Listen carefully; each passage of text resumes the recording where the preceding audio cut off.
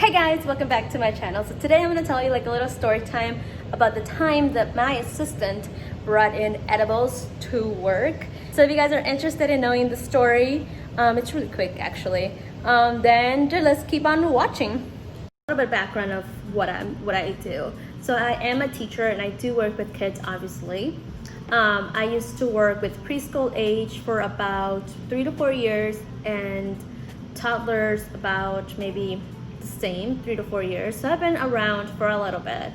So then I know I went to school. I have a degree in child development in preschool and also in preschool education. A little bit of knowledge on what goes in a classroom and what should go in a classroom. I'm just saying. Anyways, hired in January before COVID happened. But she has no degree.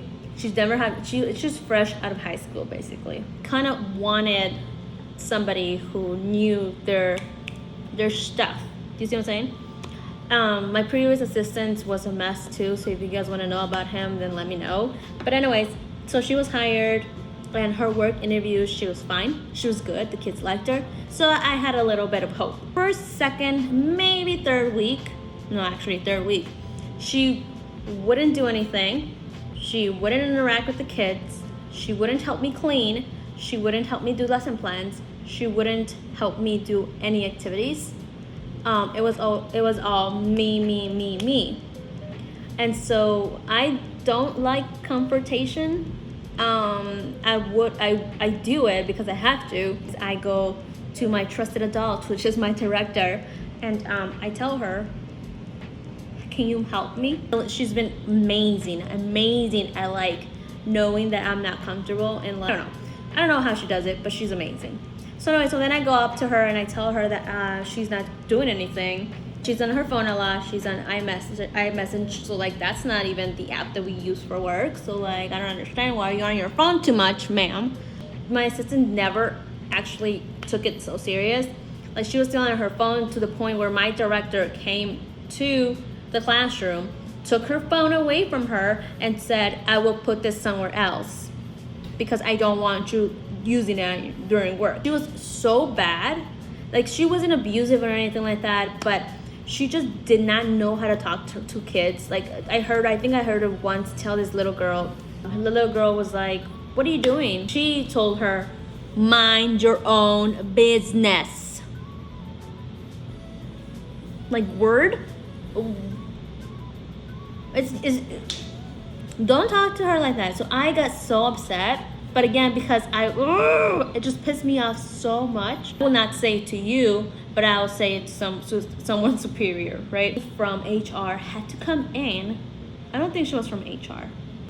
This person that comes into a classroom and says, hey, how can I help you? So she came in, the education coordinator, to observe her. But I was not allowed to tell her that she was being observed, right? So I was doing my own thing. You don't want to know what she was doing.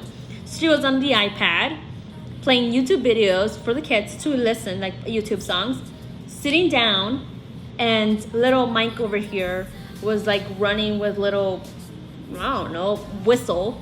With little Junior over here. They were beating each other up and she'll be like,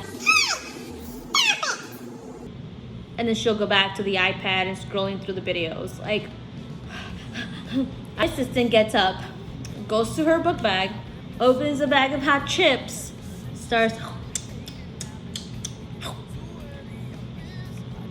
and in my head, I'm like, oh my gosh, she's getting observed, and she has no idea that this lady is here. I mean, it doesn't matter if you're being observed or not. If a guest is in the classroom, that should just be a given. Like it should not be. Like it's just common sense, bro. She was a little bit more closer to the door than before because there was just like other people saw what I had to deal with on a daily basis, which I'm like, thank God. Anyways, moving on. So she ended up getting high one time and she ended up crashing her car that she had just recently gotten the month prior. So she got really high and she did a hit and run. Well, she did 3 hit and runs because she got really high. She got behind the wheel She hit a car. She rear-ended a car.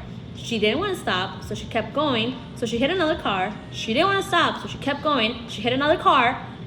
And on the last car, a third car, I don't know how she hit. I don't think she rear-ended them all three. I think she only rear-ended one, and the other ones were like on the side or stuff like that. But her wheel fell off of her car, so like she couldn't even keep driving. But she tried. Like, she told me she tried driving. Okay? And so I was like, this is not good news. Like, why are you telling me this? Ma'am, should I be laughing with you? Should I be proud of you because you tried doing multiple hit and runs? I don't understand.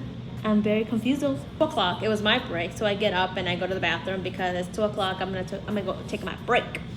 And so I come back from the bathroom and she says, can you give me 2 more minutes? Like, I'm getting something delivered.